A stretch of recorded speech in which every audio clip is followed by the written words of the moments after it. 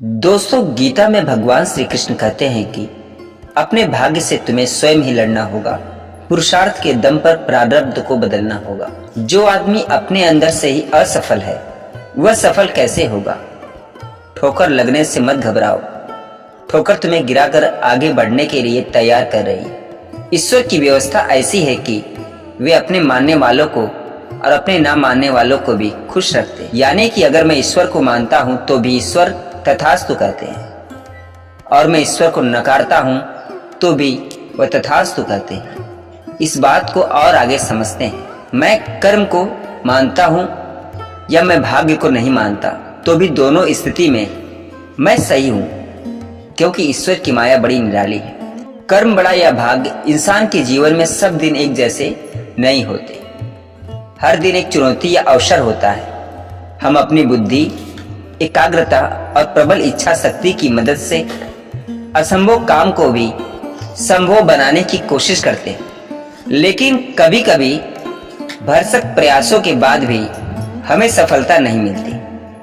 आपने कहावत तो सुनी होगी, प्यासा कुएं के पास आता है, कुआं प्यासे के पास नहीं जाता। इस कहावत का अर्थ है कि अगर हमें जरूरत है तो हमें ही अपने काम के लिए आगे आना पड़ेगा। लेकिन इस कहावत का एक अर्थ यह भी है कि हमें ही कर्म करना होगा। चलिए एक प्रचलित कहानी के माध्यम से हम इस कथा को, इस बात को समझते हैं। बहुत पहले की बात है, एक गांव में भयंकर सूखा पड़ा। सूखे की मार इतनी तगड़ी थी कि लोग त्राही त्राही कर रहे थे। जन, जानवर, पशु, पक्षी सब लोग रोजाना मृत्यु का शिकार हो रहे थे। किसी को कोई उपाय सूझ नहीं रहा था। लोगों ने अपना जीवन बचाने के लिए गांव से पलायन करना शुरू कर दिया। अपना घर, जमीन, जानवर सब छोड़ के वो जाने लगे। लेकिन कुछ लोग अभी भी आस नहीं छोड़ी थी और उन्होंने सूर्य देवता को प्रसन्न करने की सोची। बहुत अथक प्रयासों के बाद सूर्य देव प्रकट हुए, लेकिन उन्होंने कोई भी सहायता करने से मना कर दिया। मैं इसमें कुछ नहीं कर सकता। इस गांव के भाग में सूखा लिखा है। विधि के विधान के अनुसार जो होगा अच्छा ही होगा। किसानों ने फिर भी हार नहीं मानी और सोचा कि देवराज इंद्र को प्रसन्न किया जाए। दिन रात कड़ी धूप में यज्ञ अनुष्ठान किए और बड़ी मुश्किल से इंद्र देवता प्रसन्न हुए। लेकिन इंद्र देवता ने भी मना कर दिया और कहा, मैं आप लोगों की कोई सहायता नहीं कर सकता। मैं विधि के विधान के आगे मजबूर हूँ। इस गांव पर श्राप है कि 10 साल तक सूखा रहेगा और इस गांव के भाग्य में यही लिखा है। लेकिन मुझसे आपकी ये स्थिति, ये दशा देखी नहीं जा रही। क्यों ना आप लोग महादेव को प्रसन्न करें। अगर भगवान शंकर अपना डमरू बजा देंगे तो ये श्राप हट जाएगा और मैं तुरंत घनघोर बारिश कर दूंगा। इंद्रदेव ने यह कहकर अंतर ध्यान हो गए। गांव के किसान हार मान चुके थे। उन्होंने मान लिया था कि अब कुछ नहीं होने वाला। सब लोगों ने पलायन करने की सोची, गांव से दूर जाने की सोची। लेकिन सब में से एक किसान अपना हल, फावड़ा आदि लेकर खेत की ओर चल पड़ा। तभी गांव वाले उससे बोले, अरे तू कहां जा रहा है? उस मेहनती किसान ने बोला, मैं तो रोज की तरह अपने खेत पे काम करने जा रहा हूं। गांव वाले बोले, रोज जा रहा था, सूखे में मरना है क्या? पता है कि जब कुछ नहीं होगा। अब तो स्वयं सूर्यदेव, इंद्रदेव भी कह गए हैं कि यह गांव श्रापित है। फिर मेहनती किसान ने बोला, कुछ भी हो, मुझे अपना कर्म तो करना ही है। मैं किसान हूं, ये मेरा काम है। यह नहीं करूं तो क्या करूं? इस बात पर गांव वाले किसान को पागल बोलकर चले गए। किसान हर दिन आता और अपना काम करके रूखी सूखी खाकर सो जाता। थोड़ा बहुत अपनी दिनचर्या के अनुसार पूजा पाठ भी करता था। ऐसा करते देख भगवान शंकर को विश्वास हो गया कि यह पागल तो नहीं है। फिर ये खेत पे क्या करने जा रहा है। एक दिन भगवान से रहा नहीं गया और वो एक ऋषि का रूप लेकर किसान के पास आ गए। महादेव ऋषि के रूप में बोले, अरे किसान भाई, तुम यह क्या कर रहे हो? बंजर मिट्टी में मेहनत करके क्या होगा? किसान ने कहा, हे ऋषिवर, आपको सादर प्रणाम। आप सही कह रहे हैं, लेकिन मुझे यही काम आता है। मैं किसान हूँ। गांव पर 10 साल का श्राप है।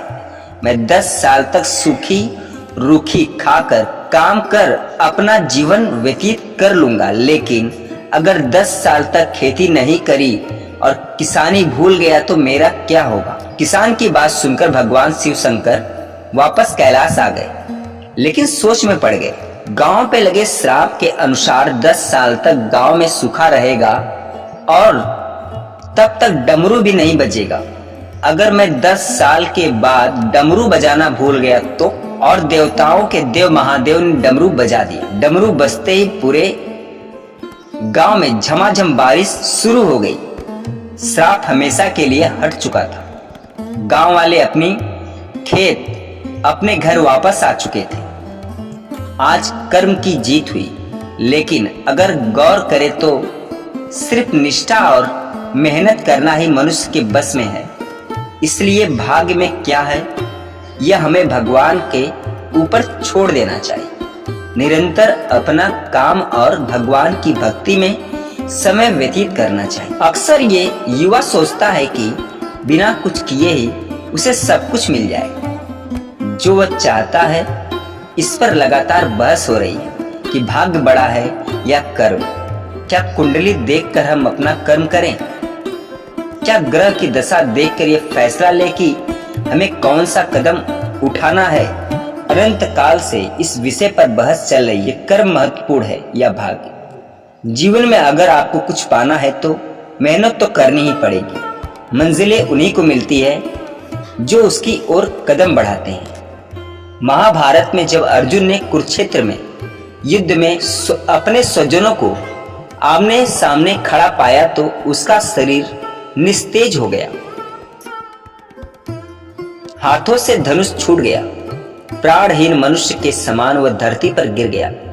तब भगवान श्री कृष्ण ने उसे गीता के कर्म ज्ञान का उपदेश दिया।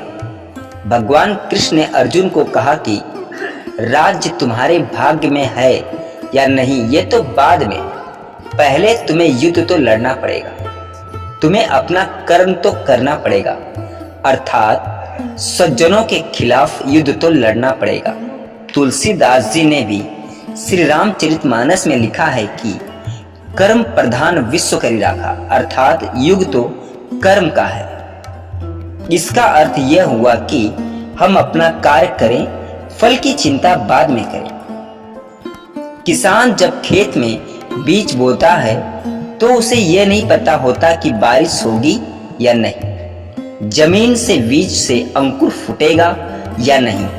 अगर पौधे आ भी गए तो उस पर फल आएंगे या नहीं, लेकिन किसान बीज को जमीन में बोता जरूर है और फसल की चिंता ईश्वर पर छोड़ देता है। भाग्य का समर्थन करने वाले कहते हैं कि हमें जो सुख संपत्ति वैभव प्राप्त होता है वो भाग्य से होता है। जैसे इसके संबंध में सबसे बढ़िया कथा आपको बताना चाहता हूँ, जिसका सार कुछ यह है कि एक बार नारद जी ने ब्रह्मा जी से पूछा, हे भगवान, प्रायः इस संसार में ऐसा देखा जाता है कि कुछ लोगों को बहुत मेहनत के बाद भी कुछ नहीं मिलता और उसे उस कार्य के लिए दुख उठाने के उपरांत भी दक्षिण सुख के बाद भयानक दुख उपस्थिति हो ही जाता है, और कुछ लोग थोड़े ही परिश्रम से अपनी मनवांछित वस्तु प्राप्त कर लेते हैं। भाग्य बड़ा बलवान है।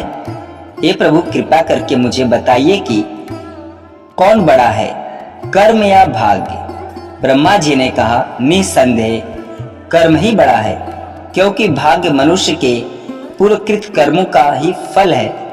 और भले ही एक मनुष्य कितना ही भाग्यशाली क्यों न हो, यदि वह कर्म ना करे तो उसे उसका फल प्राप्त नहीं होगा। भाग्य को प्राप्त करने के लिए भी कर्म करना ही पड़ता है, इसलिए कर्म ही महान है। दोस्तों, ये कहानी कैसी लगी कमेंट में जरूर बताइएगा। अगर वीडियो अच्छी लगी हो तो चैनल को लाइक शेयर सब्सक्राइब जरूर करिएगा। पूरा वीडियो देखने और सुनने के लिए धन्यवाद।